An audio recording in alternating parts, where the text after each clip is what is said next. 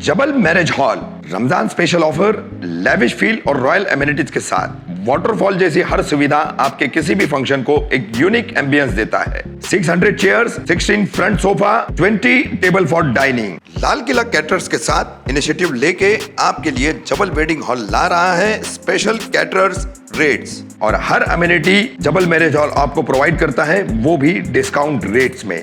Offer सिर्फ मई 2023 तक सीमित है। पूरी सर्विस और रेट जानने के लिए दिए गए नंबर पर कांटेक्ट करें। जालना जिले की मस्जिद में घुसकर इमाम पर जय श्री राम कहने की जबरदस्ती, नहीं कहने पर इमाम के साथ मारपीट कर दाढ़ी काट दी। सपा विधायक अबू आसिम के ट्वीट पर शासन प्रशासन की कोई भी प्रतिक्रिया नहीं।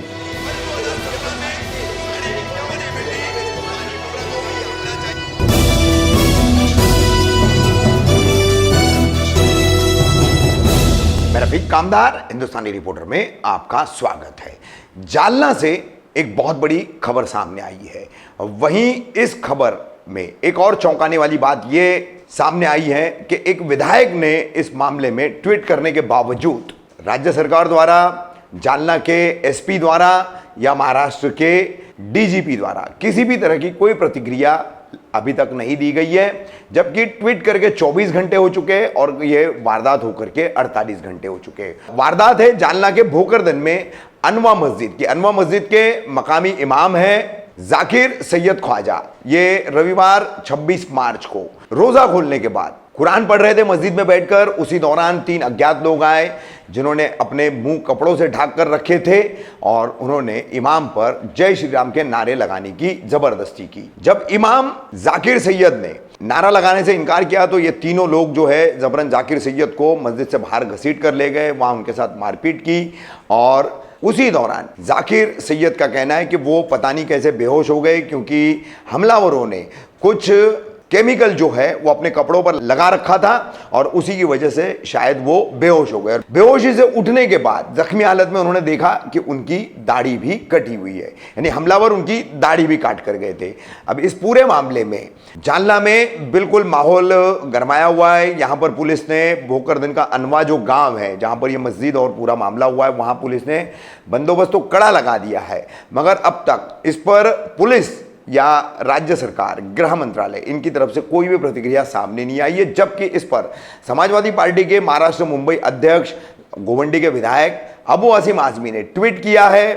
उप मुख्यमंत्री तथा गृह मंत्री देवेंद्र फडणवीस को पत्र लिख करके उन्होंने इस पर कड़ी कार्रवाई की मांग की है। मांग को 27 घंटे हो गए, एक जनप्रतिनिधि जो है वो मांग कर रहा है और उस पर कोई भी अब तक प्रतिक्रिया नहीं आई है। डीजीपी ऑफिस से नहीं आई है, जालना एसपी ऑफिस से नहीं आई है, सरकार की तरफ से भी नहीं आई है। तो ये पूरा मामला जिसमें भी जालना जो है वो गरमाया हुआ है।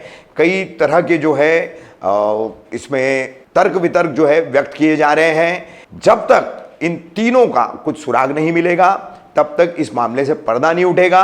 मगर मस्जिद में कुरान पढ़ते मौलाना पर जबरन नारे लगवाने की जबरदस्ती करना और फिर बाहर ले जाकर मारपीट करना और दाढ़ी काट देना, ये किस ओर जा रहा है देश, उसका सूचक है, उसका ये सबसे बड़ा संकेत है। सर, आपसे जानना चाहेंगे जो पूरी घटना है उस पर आप तो कहना चाहते हैं। देखिए, ऐसा मैं कोई ऐसा मुद्दा ला करके समाज को बांटने का काम कभी नहीं करता। मैं समाज को जोड़ने की कोशिश करता हूँ। हमारे पास मैसेज आया मेरे कार्यकर्ताओं का कि जालना में मौलाना साहब मस्जिद में कुरान शरीफ पढ़ रहे थे। 3 लोग अंदर आए, उनका शायद बुर्का पहने थे या मुंह ढका हुआ था कुछ, और उन्होंने मौलाना को कहा तुम जय श्री राम बोलो। क्या बेहुदा बात है ये सब। भाई, आपका मजहब आप चलिए, हमारा मजहब हम चले। इस तरह घुस के मस्जिद में उनको किया गया और उन्होंने कहा नहीं मैं नहीं बोल सकता। उनको बाहर लाके मारा गया और अभी आज वो जो है घाटी हॉस्पिटल को है, औरंगाबाद में वहाँ एडमिट है। वो उनको बहुत चोट लगी हुई है। इस तरह की हरकतें करना, मैं समझता हूँ कि ये पानी सर से ऊंचा होता जा रहा है। कि आज ये रमजान का महीना हमारे लिए बहुत अहम महीना होता है। कुरान शरीफ उसी महीने में नाजिल हुआ, उतरा था, और हम सब काम ना छोड़ करके सिर्फ दुआएं करते हैं अल्लाह ताला हमारे मुल्क में अमन और अमान रखे, हम सब मिलजुल कर इसमें करें। लेकिन ऐसी बातें कही जा रही हैं जिनका कोई सर पैर नहीं है, तो ये नफरत फैलाई जा रही है। मैं समझता हूँ, मैं सबसे पहले तो जालना के और महाराष्ट्र के और पूरे देश के लोगों से कहना चाहता हूँ कि कुरान शरीफ में जगह जगह लिखा हुआ है कि सब्र करो और माफ करो, नमाज पढ़ो। हमें इससे कोई झगड़ा लड़ाई नहीं करना है। हमें अल्लाह के सामने हाथ फैलाकर दुआ करना है कि हमारे मुल्क का अमन रहे। कहते हैं ना, वो कत्ल भी करते हैं तो चर्चा नहीं होता, हम आ भी भरते हैं तो हो जाते हैं बदनाम। रोजाना इन चीजों को देख के थक चुका हूं मैं। प्रधानमंत्री जी कहते हैं कि सबका साथ सबका विकास, सबके साथ एक तरह का इंसाफ होगा। हमें पकड़ करके हमारे लोगों से कहा जाए कि तुम जैसी आराम करो। हमने नहीं देखा किसी मौलाना ने, किसी मुसलमान ने, किसी हिंदू भाई को पकड़ कर कहा होगा कि तुमको कुरान शरीफ पढ़ना पड़ेगा, तुम अल्लाह अकबर बोलो, तुम नारे तकबीर अल्लाह अकबर लगाओ। नहीं, ये सब चीजें गलत, इस पे रोक लगना चाहिए। अब 2 लोग सुना मैंने अभी मुझे मालूम पड़ा कार्यकर्ता के जरिए 2 लोग गिरफ्तार हुए। मेरी मांग है कि उनको 307 में गिरफ्तार किया जाए और दंगा भड़काने 2 समूहों में दंगा भड़काने के, मैंने कह रहा हूं कि आतंकवाद का केस लगना चाहिए। ये आतंक है, आतंक फैलाया जा रहा है और 2-5 साल तक ऐसे लोगों को जमानत नहीं मिलना चाहिए ताकि लोग सबक सीखें।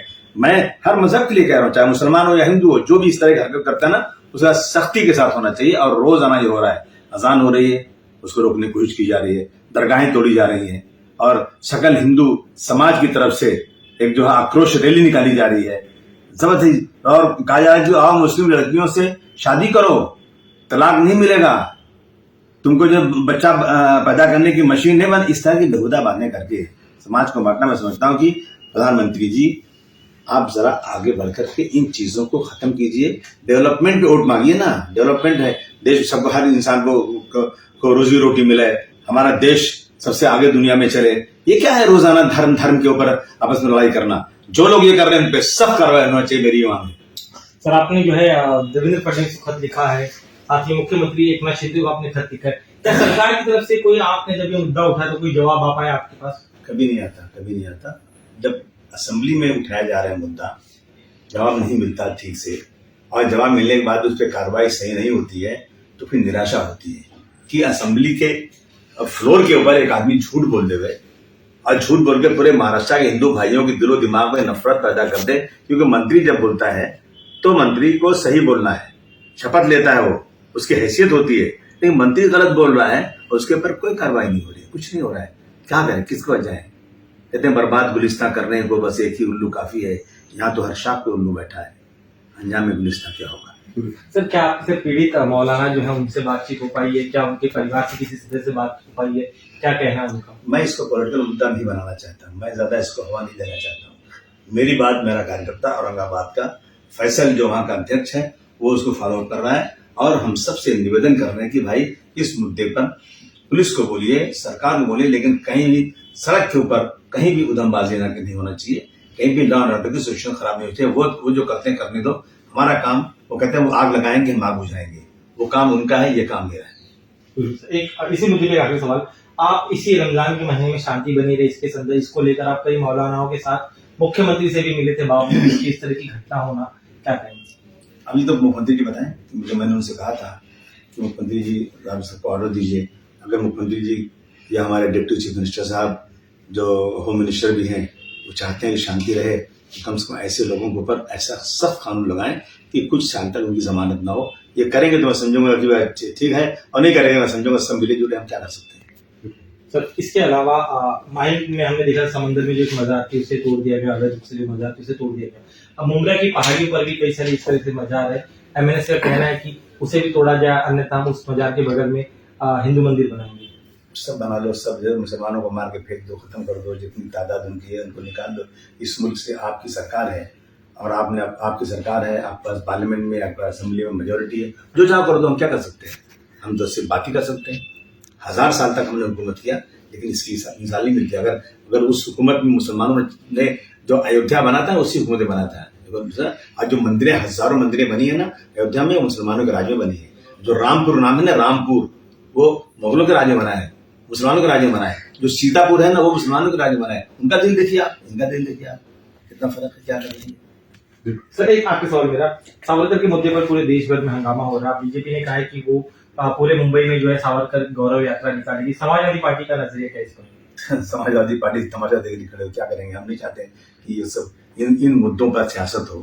मैं नहीं समझता हूँ कि अखिलेश यादव साहब कभी इन मुद्दों पर सियासत करते हो। हमारा मुद्दा यह है कि हम इस देश के अंदर अमन शांति लाएं और डेवलपमेंट लाएं, हर इंसान को रोजी रोटी मिले और हमारे देश की जो जीडीपी बढ़े और दुनिया में हमारे देश का नाम, हमारा ये मुद्दा है।